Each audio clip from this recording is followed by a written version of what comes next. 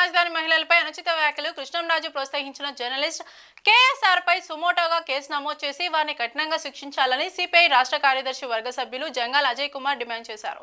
ఈ సందర్భంగా ఆయన మాట్లాడుతూ రాష్ట్రం విడిపోయిన తర్వాత రాష్ట్రానికి అమరావతి రాజధాని కావాలని అన్ని రాజకీయ పార్టీలు కోరాయని గుర్తు చేశారు. 2019 అధికార మార్పిడి తర్వాత తెలుగుదేశం పోయి వైసీపీ జగన్మోహన్ రెడ్డి వచ్చి 3 రాజధానుల పల్లవిని తెరపైకి తీసుకువచ్చారని, దానికి వ్యతిరేకంగా రాష్ట్ర వ్యాప్తంగా దేశవ్యాప్తంగా అనేక రూపాల్లో ఆందోళన కార్యక్రమాలు ఒక్క వైసీపీ బీజేపీ మినహా అన్ని రాజకీయ పార్టీలు పెద్ద ఎత్తున ఉద్యమాల్ని చేశామని తెలియజేశారు. ఈ ఉద్యమంలో అమరావతిలో భూములు ఇచ్చిన రైతులు, రైతు మహిళలు, దళితులు, బీసీ మైనార్టీ వర్గాల వారు అందరూ నిర్వహించిన పోరాటం సందర్భంగా ప్రపంచ చరిత్రలో సువర్ణ అక్షరాలతో లిఖించదగినదని పేర్కొన్నారు. అలాంటి పోరాటంలో ముందు సినాటుగా నిలబడిన మహిళలను వేషలుగా కించపరుస్తూ మాట్లాడిన వారిపై తక్షణమే చర్యలు తీసుకోవాలని అన్నారు. అమరావతి రాజధాని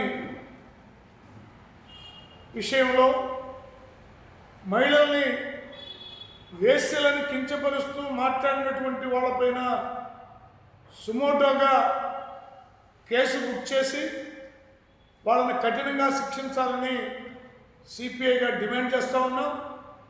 అమరావతి రాజధాని అనేది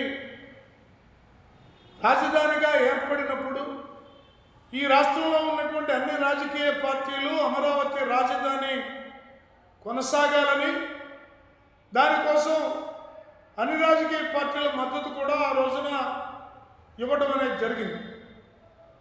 అధికార మార్పిడి జరిగిన తర్వాత తెలుగుదేశం పోయి వైసీపీ వచ్చిన తర్వాత 3 రాజధానుల పల్లవిని జగన్మోహన్ రెడ్డి అందుకుంటే దానికి వ్యతిరేకంగా రాష్ట్ర వ్యాప్తంగా దేశవ్యాప్తంగా వివిధ రూపాల్లో ఆందోళన కార్యక్రమాలు ఒక్క వైసీపీ మినహా అన్ని రాజకీయ పార్టీలు పెద్ద ఎత్తున ఉద్యమాన్ని కొనసాగించడం అనేది జరిగింది.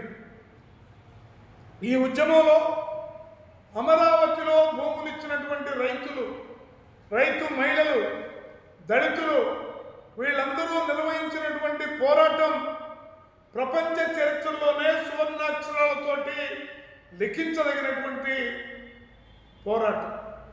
అలాంటి పోరాటంలో కీలకంగా ముందు పీడు నిలబడినటువంటి మహిళల్ని కించపరుస్తూ మాట్లాడటం చాలా దుర్మార్గం. దీన్ని సిపిఐగా ఖండిస్తూ ఉన్నాం. ఇలాంటి పిచ్చి ప్రేలాపనలు పేలటం పద్ధతి కాదు.